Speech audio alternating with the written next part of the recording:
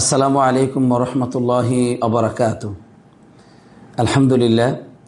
আলহামদুলিল্লাহ রব্বিল আলামিন ওয়াসসালাতু ওয়াসসালামু আলা মান লা নাবিয়্যা বা'দা। আলহামদুলিল্লাহ, আল্লাহ তাআলার শুকর আদায় করছি যে মহান আল্লাহ তাআলা আমাদেরকে তার দিকে ফিরে আসার, তার প্রতি ঈমান আনার তৌফিক দিয়েছেন। এজন্য তার শুকর আদায় করছি আলহামদুলিল্লাহ। অথবা রাসূলুল্লাহ সাল্লাল্লাহু আলাইহি ওয়াসাল্লামের উপর সালাত এবং সালাম পেশ করছি, যিনি আমাদেরকে আল্লাহ তাআলার পথ দেখিয়েছেন, আল্লাহ তাআলার বিপরীত পথ থেকে আমাদেরকে সতর্ক করেছেন। তার উপর সকলেই পড়ি সাল্লাল্লাহু আলাইহি ওয়াসাল্লাম। সম্মানিত দিনী ভাই বোনেরা, পৃথিবীর যেখানে আপনারা অবস্থান করছেন, আপনাদের জন্য দোয়া করছি আল্লাহ তাআলা আপনাদের সবাইকে যেন ভালো রাখেন। আর মসজিদে নববীর খুতবার বঙ্গানুবাদ শুনবার জন্যে আমি আপনাদেরকে স্বাগত জানাচ্ছি। আজকের তারিখ হচ্ছে, আজকের নয়, গত শুক্রবারের তারিখ বলছি, 30শে জমাদুল আউয়াল 1447 হিজরি, 21শে নভেম্বর 2025 ইংরেজি। খুতবার বিষয় হচ্ছে মৃত্যুকে স্মরণ ও আল্লাহর দিকে ফিরে আসা। আমি আলহামদুলিল্লাহ বর্তমান অবস্থান করছি জামালপুর সদরের অন্তর্ভুক্ত মাদ্রাসা দারুস সুন্নাহ আস-সালাফিয়া, কোটারবাড়ি, জামালপুর। আলহামদুলিল্লাহ, আমি আমার অফিস থেকেই এই খুতবার অনুবাদ পরিচালনা করছি। দোয়া করবেন আল্লাহ তাআলা যেন আমাকে এর সাথে সবসময় জড়িত থাকার তৌফিক দান করেন, আমিন।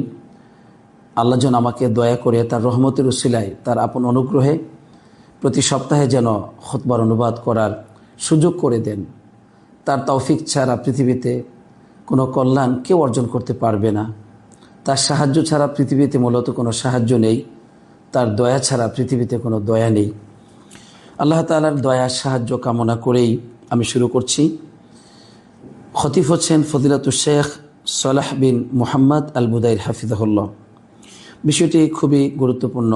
মৃত্যুকে স্মরণ করা, আল্লাহর দিকে ফিরে আসা, এটা আমাদের প্রতিটি মুসলিম নরনারীর কামনা।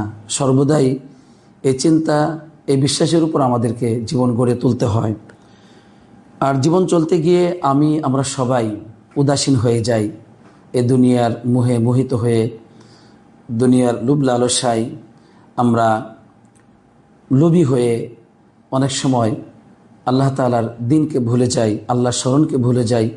আমরা যে মারা যাব এ কথাটি পর্যন্ত ভুলে যাই, নাউযুবিল্লাহ। সম্মানিত খতিব সাহেব, তাই তিনি আমাদেরকে মৃত্যুর কথা স্মরণ করে দিচ্ছেন এবং সকলকেই দুনিয়ার জীবনের সমস্ত পাপ পঙ্কিলতা থেকে মুক্ত হয়ে আল্লাহর দিকে ফিরে আসার আহ্বান করেছেন।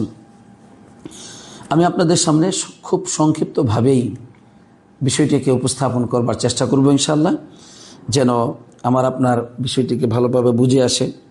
আল্লাহ যেন সেই তৌফিক দান করেন, আমিন। সম্মানিত খতিব সাহেব, তিনি আমাদেরকে লক্ষ্য করে বলছেন, হে মুসলমানগণ, এই দুনিয়ার জীবনটা হচ্ছে দুঃখ, যন্ত্রণা, দুশ্চিন্তা, বিপদ মুসিবতের একটি জীবন। এটা এমন একটা জীবন যেখানে সুখ জীবনে আসলেও সেটা কিন্তু স্থায়ী থাকে না। অনুরূপভাবে জীবনের বিপদ মুসিবত আবার সব সময় থাকে না, এটাও চলে যায়। কিন্তু দেখা যায় এখানকার যে সুখ শান্তি, এটা যেমন অস্থায়ী, অনুরূপভাবে দুঃখ যন্ত্রণা অস্থায়ী। মোট কথা হলো, সাধারণত সবসময় আমাদের জীবনে বিপদ মুসিবত, দুশ্চিন্তা, দুঃখ যন্ত্রণা এগুলো চলতেই থাকে। আজকে যারা জীবিত আছে একসময় তারা মারা যায়। যারা আজকে জীবনযাপন করছে তারা ওই পরকালের দিকে সফর করছে। এরকম অবস্থা হচ্ছে মানুষের। এজন্য আজকে যারা আলহামদুলিল্লাহ পৃথিবীতে জীবনযাপন করছে, তাদের বাসস্থান রয়েছে। দেখা যাবে যে একসময় এই বাসস্থানগুলো বা তারা মৃত্যুর লাশে পরিণত হবে। এখন দেখা যায় অনেক ধন সম্পত্তি আছে, এগুলো আপনার থাকবে না, এগুলো সবই উত্তরাধিকারীদের হয়ে যাবে। এটা হচ্ছে দুনিয়ার একটি অবস্থা। মূলত এই দুনিয়াটা আমাদেরকে আল্লাহ তাআলা পরীক্ষা স্বরূপ দিয়েছেন। এর মধ্যে খেলাধুলা, আনন্দ, তামাশা, এটাই হচ্ছে মূলত। কিন্তু সত্যিকার জীবন হচ্ছে আখিরাতের জীবন। এই মর্মে আল্লাহ রাব্বুল আলামিন সূরাতুল আনআমের 32 নম্বর আয়াতে কারিমে বলছেন, ওমাল হায়াতুদ দুনিয়া ইল্লা লাইবুন ওয়া লাহুন। দুনিয়ার জীবনটি মূলত লাইবুন, খেলতামাশা, আনন্দ প্রমোদ, ওয়ালাহুন মানে খেলাধুলা, এগুলো, এছাড়া আর কিছুই নয়। ওয়ালাদ-দারুল আখিরাতু খায়রুল লিল্লাযিনা ইয়াত্তাকুন, আর আখিরাতের জীবন এটা হচ্ছে কল্যাণকর জীবন। কাদের জন্য? সবার জন্য কি না, লিল্লাযিনা ইয়াত্তাকুন, যারা মুত্তাকিন বান্দা, যারা আল্লাহ রাব্বুল আলামিনকে ভয় করে, তাদের জন্য হচ্ছে আখিরাতের জীবনটি কল্যাণকর। আলহামদুলিল্লাহ। এরপর তিনি রাসূলুল্লাহ সাল্লাল্লাহু আলাইহি সাল্লামের একটি হাদিস উল্লেখ করলেন, যে হাদিসের মধ্যে একটি গভীর তথ্য দিচ্ছে আল্লাহ নবী সাল্লাল্লাহু আলাইহি সাল্লাম। তিনি বলছেন, হাক্কুন আলাল্লাহি আল্লা ইরতাফিআ শাইউন মিনাদ দুনিয়া ইল্লা আদআহু, আল্লাহর উপর হক হচ্ছে এই যে এই দুনিয়াতে কোনো বস্তু যদি উঁচু হয়ে যায়, অর্থাৎ বেশি বাড়াবাড়ি করে বেশি উঁচু হয়ে যায়, তখন ইল্লা আদআহু, আল্লাহ রাব্বুল আলামিন সেটাকে নিচু করে দেন, মানে ধ্বংস করে দেন। এর মানে দুনিয়ার জীবন আপনি খুব বেশি বাড়াবাড়ি করবেন, বেশি ক্ষমতা দেখাবেন, যে কোনো নিয়ামতের ক্ষমতা আপনি দেখান না কেন, ওইটা একসময় নষ্ট হয়ে যাবে, ওইটা আল্লাহ তাআলা দুর্বল করে দিবেন। এজন্য ফেরাউনের মতো ব্যক্তির ক্ষমতা থাকে নাই। পৃথিবীতে আরও যত ক্ষমতাশীল ব্যক্তিবর্গ ছিল অতীতে, কেউ তার ক্ষমতা ধরে রাখতে পারে নাই, এটা ধ্বংস হয়েছে, এটাই স্বাভাবিক। এটা আল্লাহ রাব্বুল আলামিনের পৃথিবী পরিচালনার একটি সিস্টেম। তিনি কাউকে চিরস্থায়ী রাখবেন না, কোনো বস্তুকে চিরস্থায়ী রাখবেন না। আজকে যারা জীবিত আছে অবশ্যই আগামী দিন তারা মারা যাবে, এমনকি কেউ চিরকাল থাকবে না। এই মর্মে আল্লাহ রাব্বুল আলামিন সূরাতুল আম্বিয়ার 24 এবং 25 নম্বর আয়াতে কারিমা বলছেন, ওমা জাআলনা লিবাশারিন মিন ক্বাবলিকাল খুলদ, আমি তো আপনার পূর্বে যত নবী রাসূলগণ এসেছিলেন, মানে পৃথিবীতে যত মানুষ এসেছিল, ওমা জাআলনা লিবাশারিন মিন ক্বাবলিকাল খুলদ, আপনার পূর্বে যত মানুষ এসেছিল আমি কাউকে খুলদ চিরস্থায়ী রাখি নাই পৃথিবীতে। আফা ইমিত্তা ফাহুমুল খালিদুন, শুধু কি আপনি মারা যাবেন আর তারা চিরস্থায়ী থাকবে? মানে কাফের, মুশরিক, বেঈমান, আপনার বিরুদ্ধে আচরণ যারা করে তারা সবাই চিরস্থায়ীভাবে থাকবে, আপনি শুধু মারা যাবেন, বিষয়টি এমনটি নয়। আমি তো অতীতের কাউকে চিরস্থায়ী রাখি নাই। সুতরাং কুল্লু নাফসিন যায়িকাতুল মাউত, প্রতিটি আত্মাই মৃত্যুর স্বাদ গ্রহণ করবে। আর আমি আল্লাহ তাআলা কি করি বান্দাদেরকে, ওয়ানাবলুকুম বিশ-শাররি ওয়াল খায়রি ফিতনা, আমি তাদেরকে বা তোমাদেরকে কখনো জীবনে অকল্যাণ দিয়ে পরীক্ষা করি, আবার কখনো কল্যাণ দিয়ে পরীক্ষা করি, কখনো জীবনে সুখ শান্তি দিয়ে পরীক্ষা করি, আবার কখনো দুঃখ যন্ত্রণা বিপদ মুসিবত দিয়ে পরীক্ষা করি। আল্লাহ বলছেন আমি এভাবে পরীক্ষা করছি সবাইকে। সবাই সুখের মধ্যে যে আছে সে ব্যক্তিও পরীক্ষার মধ্যে আছে, আর যে ব্যক্তি দুঃখের মধ্যে আছে সে ব্যক্তিও কিন্তু পরীক্ষার মধ্যে আছে। যে ব্যক্তি খুব সচ্ছল অবস্থায় জীবনযাপন করছে সেও পরীক্ষার মধ্যে আছে, আবার যে ব্যক্তি অভাব অনটন এরকম মানে নিঃস্ব বঞ্চিত জীবনযাপন করছে সেও কিন্তু পরীক্ষার মধ্যে আছে।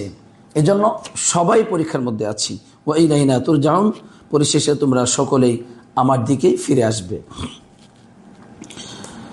এরপরে সম্মানিত খতিব সাহেব তিনি আমাদেরকে বললেন যে দেখো, একটু ভেবে দেখো তারা আজকে কোথায়, যাদের সাথে তোমরা একসাথে জীবনযাপন করতে, যারা তোমার বন্ধু ছিল, তোমাদের বন্ধু ছিল, আজকে কোথায়? তারা নেই, তারা চলে গেছেন। অথচ তোমাদের সাথে জীবনযাপন করতো, তোমাদের কাছাকাছি বসতো, কিন্তু আজকে তারা নেই। এবং এরপরে বললেন ওই ব্যক্তিদেরকে যারা উদাসীন, অন্যায় অপরাধ খারাপ কাজের ভিতরে হাবুডুবু খাচ্ছে, ডুবে আছে, তাদেরকে বলতেছেন তোমরা উপদেশ নেবে না? ওই যে তোমাদের মা বাপ, তোমাদের পিতামাতা মা বাপ যে আছেন তারা যে চলে গেছেন, তাদের চলে যাওয়ার মধ্য দিয়ে তোমরা কি উপদেশ নিবে না? এখনো পাপ পঙ্কিলতার মধ্যে ডুবে আছো, এখনো হারাম এবং অন্যায়ের মধ্যে ডুবে আছো। তোমাদের ওই যে ভাই বোনেরা চলে গেছেন, একটু কবরের সামনে দাঁড়াও, গিয়ে দেখো, লক্ষ্য করো কত মানুষ মারা গেছেন এবং কেউ চিরকাল থাকে না এই দুনিয়াতে। অতএব তোমাকে বলছি, তোমাদেরকে বলছি, তোমরা মৃত্যু আসার আগে প্রস্তুতি গ্রহণ করো মৃত্যুর জন্য। মৃত্যু আসার আগে তোমরা প্রস্তুতি গ্রহণ করো মৃত্যুর জন্য, এবং তোমাদের পাথেয়কে সংগ্রহ করো, এবং এই পার্থিব জগৎ, এই ক্ষণস্থায়ী জীবন তোমাদেরকে যেন প্রতারণার মধ্যে না ফেলে। পরকালের সে অনন্ত জীবন থেকে, অনন্ত জীবন, সেটা থেকে তোমাদেরকে যেন এ দুনিয়া মাশগুল রাখতে না পারে। অতএব দুনিয়ার চাকচিক্য সৌন্দর্য বস্তু তোমাদেরকে যেন প্রতারিত করতে না পারে, ফিতনায় লিপ্ত করতে না পারে, শয়তান যেন তোমাদেরকে পথভ্রষ্ট করতে না পারে। এভাবে তিনি আমাদেরকে মৃত্যুর জন্য প্রস্তুতি গ্রহণ করতে বললেন। আর মা বাপ, ভাই বোন, আপনজন যারা মারা গেছেন, মুরব্বিয়ানে কেরাম, তাদের মৃত্যু থেকে আমাদেরকে তিনি উপদেশ গ্রহণ করতে বললেন যে তারা যেমন চিরস্থায়ী থাকে নাই, তুমিও চিরস্থায়ী থাকতে পারবে না। এরপর সম্মানিত খতিব সাহেব তিনি আরেকটু আবেগপ্রবণ হয়ে বললেন, হে অপরাধী, শোনো, তুমি একটু তোমার জীবনটা নিয়ে চিন্তা করো, তোমার অবস্থা নিয়ে চিন্তা করো।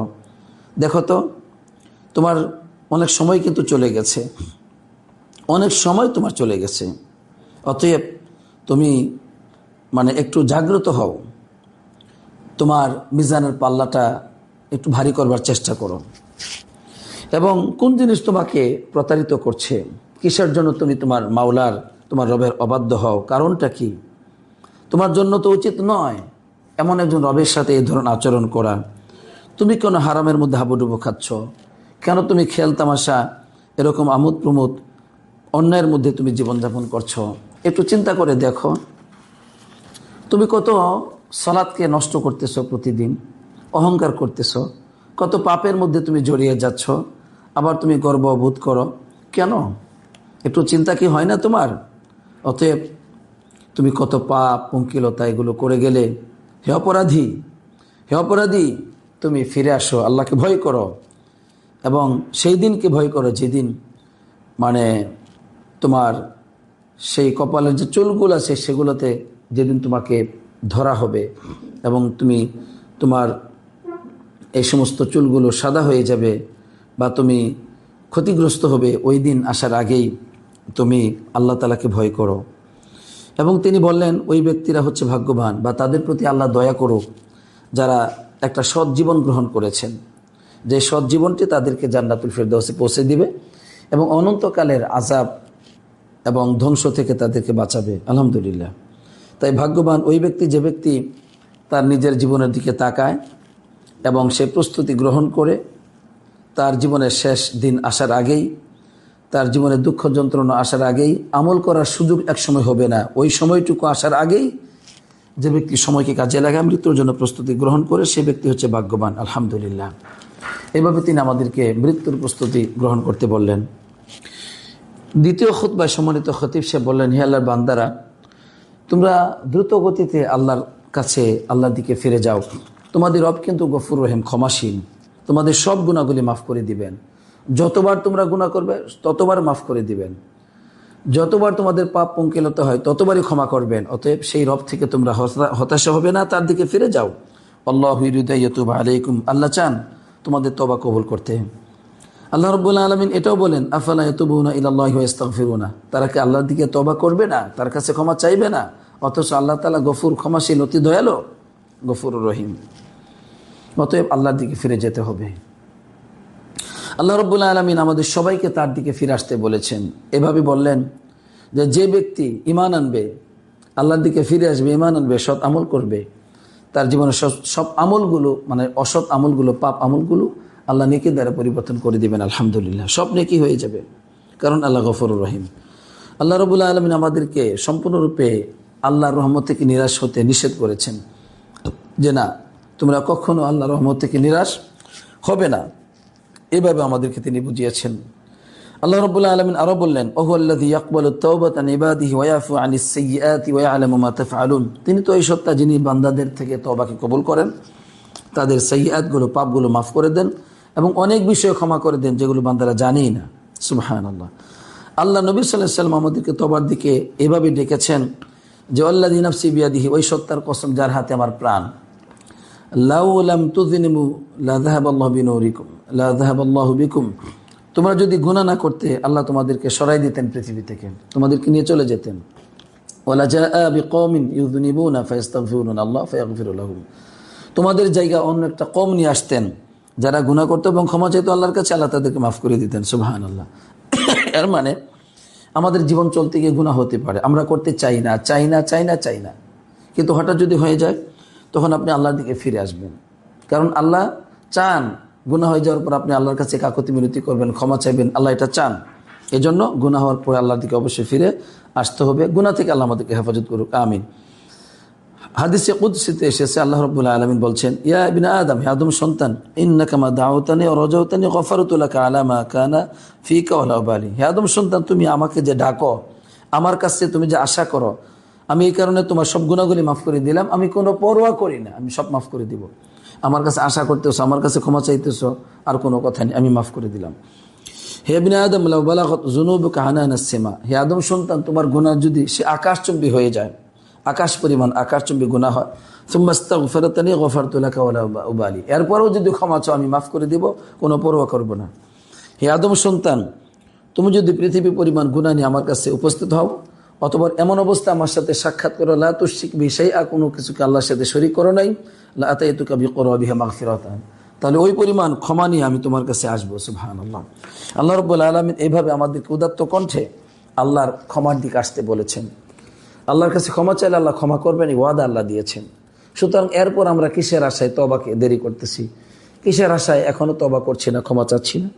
হে আল্লাহ, তুমি আমাদেরকে মাফ করে দাও, আমিন।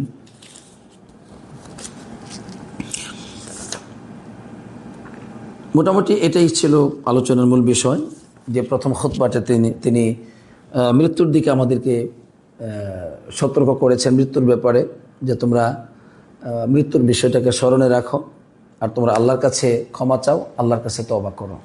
অতএব আসুন আমরা মৃত্যুকে বেশি বেশি করে স্মরণ করি। ক্ষণস্থায়ী জীবনের দিকে আমাদের এত লুভ লালসা করে কোনো লাভ নেই। আমরা ততটুকুই পাবো যতটুকু আল্লাহ চেয়েছেন, মধ্যখান থেকে আমাদের আখিরাতটা বাতিল করা উচিত হবে না। তাই আসুন আমরা মৃত্যুকে বেশি বেশি করে স্মরণ করি, আর আল্লাহর দিকে তওবা করে সকলে ফিরে যাই। আল্লাহ সুবহানাহু ওয়া তাআলা আমাদের সবাইকে সেই তৌফিক দান করুক, আমিন। যে অনুবাদটি আমি করলাম, এর মধ্যে আল্লাহ যেন বারাকাত দান করেন, আপনারাও যেন এটাকে শুনতে পারেন, উপকৃত হন, এবং মানুষের কাছে এটাকে বেশি বেশি প্রচার করেন। আল্লাহ আমাকে আমাদের সবাইকে সেই তৌফিক দান করুন, আমিন। আসসালাতু ওয়াসসালামু আলা নবিয়িনা মুহাম্মদ ওয়া আলা আলিহি ওয়া সাহবিহি আজমাইন।